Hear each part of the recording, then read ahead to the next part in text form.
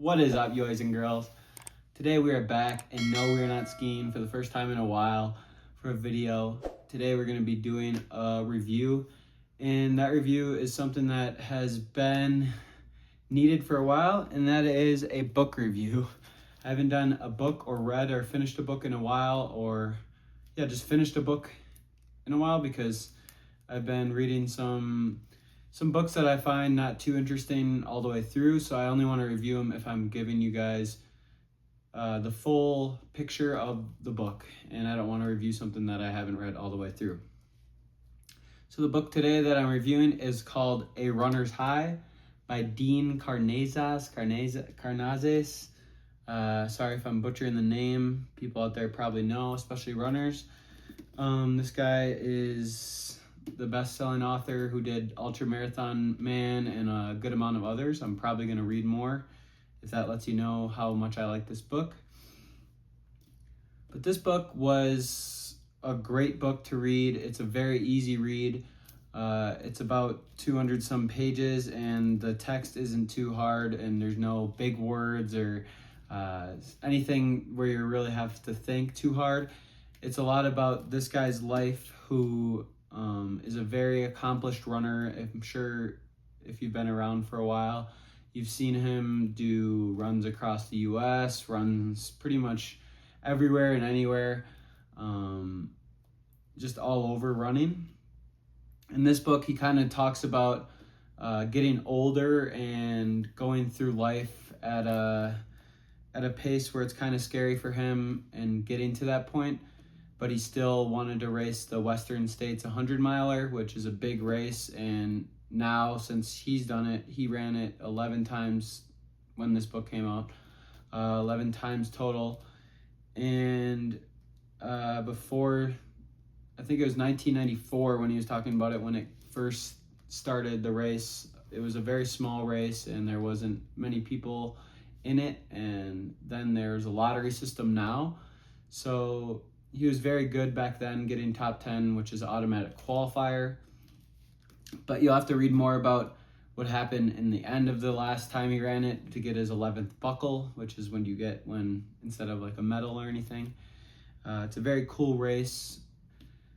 But the premise of the whole book is talking about his preparation for that race and going through other different times in his life when he was racing or had some profound thoughts about racing in general. And his philosophy pretty much is that he never really was in it for the racing. He always just enjoyed ultramarathons and how it was like a kooky kind of clan of people. It was kind of fun to just get a bunch of weird people that enjoy running way too much and enjoy the long distances and the grueling pain, and get them in a group and kind of race against each other, but mostly race against yourself and just have a good time.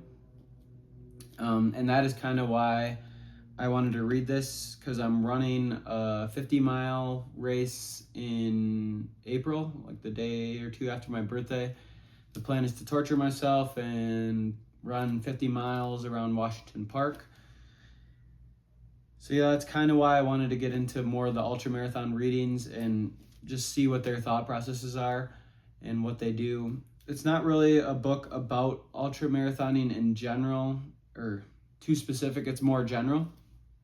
And that's kind of why I liked it. I didn't want anything too specific or anything. I just wanted to hear stories, and that's kind of fun to hear sometimes. I'm more of a nonfiction reader, as you guys know, most of the time. So this brings you into the more of the fiction world a little bit, because it is stories that are so crazy that you don't think that could happen to you, but I'm sure they could.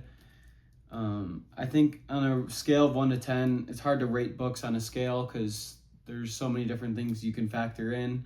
But overall, to me, I would say it was around an 8.5 out of 10, because I just enjoyed it a lot, and it was a very quick read. I finished it in about 2 weeks probably.